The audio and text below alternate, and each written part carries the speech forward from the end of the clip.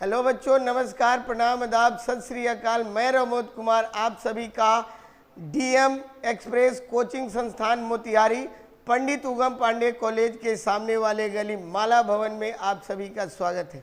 मैं biology teacher आप लोगों के सामने बायोलॉजी का एक सब्जेक्ट पर चर्चा करने जा रहा हूँ। एक चैप्टर पर मैं चर्चा करने जा रहा हूँ। वो चैप्टर है जेनेटिक्स। आइए देखते हैं ये जेनेटिक्स आनुवांशिकी।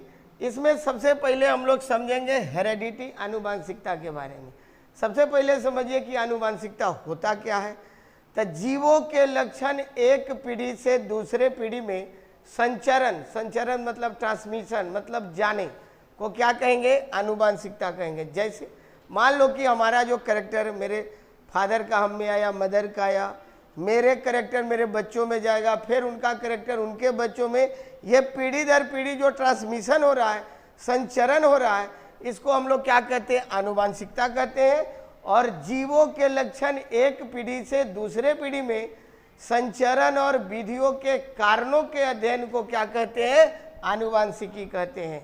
तो यानी ये जैसे संचरण ट्रांसमिशन हो रहा है उसको हम लोग आनुवांशिकता कहते हैं, और उस किस मेथड से किस विधि से वो जा रहा है उसके स्टडी को हम लोग क्या कहते हैं, आनुवांशिकी कहते हैं। फादर ऑफ आनुवांशिक जेनेटिक्स जो है ये आपको ग्रेगर जॉन मेंडल को कहा जाता है। Father of genetics Gregor John Mendel को कहा जाता है, क्योंकि आनुवांशिकता के क्षेत्र में सर्वप्रथम इन्हीं का प्रयोग है। फादर ऑफ मॉडर्न जेनेटिक्स यानी आधुनिक आनुवांशिकी के पिता टीएच मॉर्गन को कहा जाता है। आधुनिक आनुवांशिकी के पिता किसको कहेंगे, टीएच मॉर्गन को कहेंगे। मेंडल ने अपने प्रयोग में मटर यानी पाइसम सेटाइवम मटर के पौधा को चुना। तो मटर के पौधा को क्यों चुना, तो ये मटर का पौधा जो है एक वर्षीय पौधा होता है, और मटर के पौधा का ये बायोलॉजिकल नाम जो होता है ये होता है पाइसम सेटाइवम। और जनरली आपके एग्जाम में यही सवाल पूछा जाता है कि ये मटर के पौधा मेंडल का प्रयोग किस पौधा पर है, तो मटर के पौधा पर, और उसका बायोलॉजिकल नाम पूछता है पाइसम सेटाइवम। और ये मटर ऑप्शन में नहीं रहेगा, क्या रहेगा, पाइसम सेटाइवम। ठीक है। तो मेंडल ने अपने प्रयोग में मटर के पौधा को चुना। क्यों, तो यह एक वर्षीय पौधा होता है। आप जानिए कि पौधा तीन प्रकार के, एक वर्षीय, द्विवर्षीय और बहुवर्षीय। एक वर्षीय का मतलब हो गया जिसका जीवन काल एक वर्ष का होता है, उसमें फल फूल लगे सब कुछ हो, एक वर्षीय हो गया। जैसे धान, गेहूँ, मक्का, ज्वार, बाजरा, कद्दू, करेला, नेनुआ, ककड़ी, खीरा, सब, मटर, अरहर, मसूर, अरहर, सब एक वर्षीय पौधा। द्विवर्षीय जिसका जीवन काल 2 वर्षों का, जैसे केला और पपीता। बहुवर्षीय जिसका जीवन काल बहुत दिनों का, एक बेर लगाइए और सालों साल खाइए, जैसे आम, जामुन, लीची, अमरूद हो गया।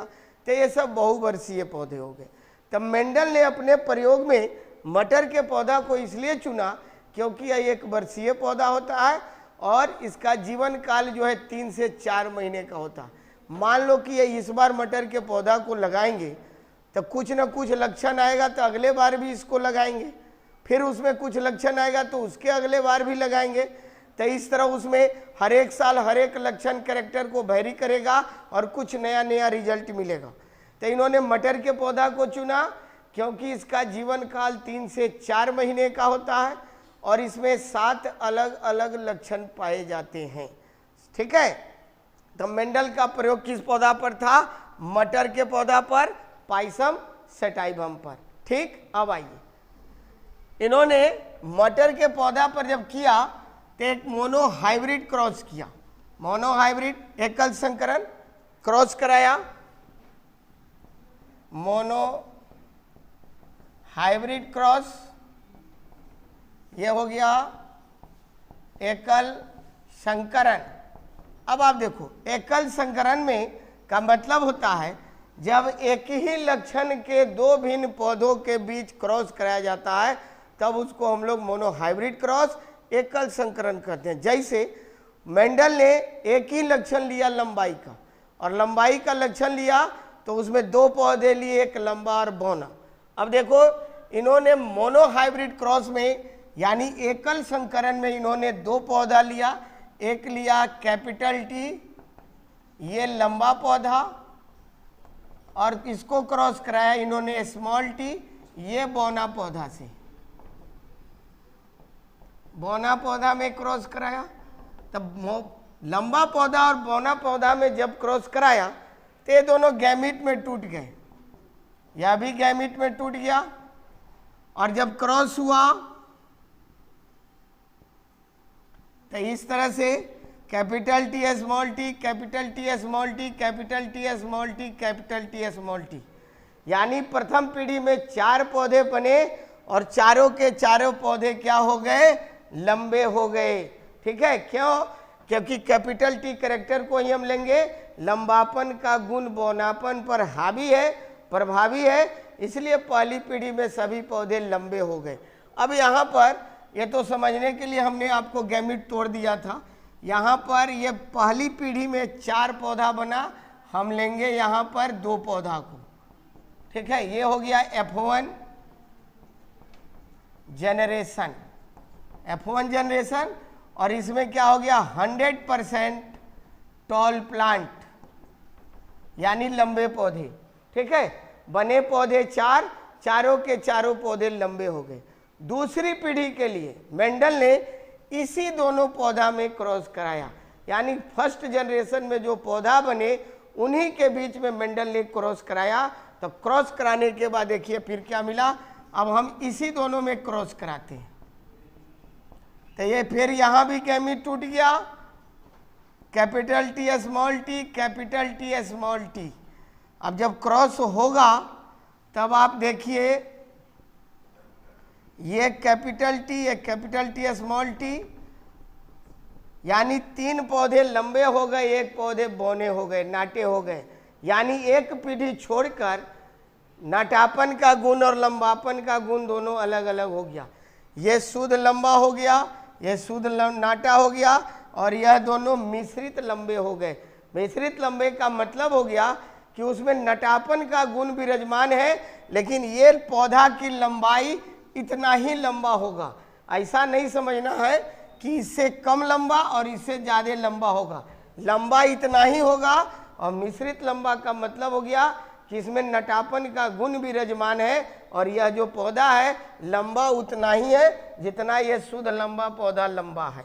ठीक है, तो इसको अब हम ऐसे लिखते हैं ब्लॉक बना के,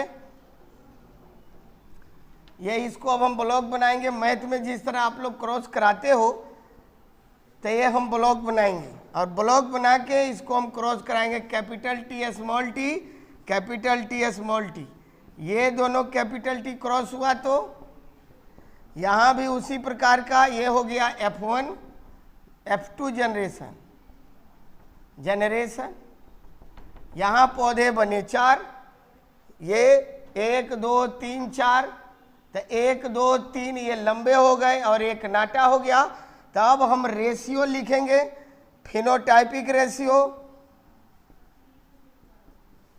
फिनोटाइपिक रेशियो यानी बाहरी गुणों के आधार पर। तब बाहरी गुणों के आधार पर ये क्या हो गया, 3:1। बाहर से देखने पर इसमें 3 लंबे हैं, 1 2 3 ये लंबे पौधा है, और ये क्या है, नाटा पौधा है, बौना पौधा है। लेकिन जब जीनोटाइपिक रेशियो लिखेंगे आंतरिक गुणों के आधार पर, जीनोटाइपिक रेशियो आंतरिक गुणों के आधार पर,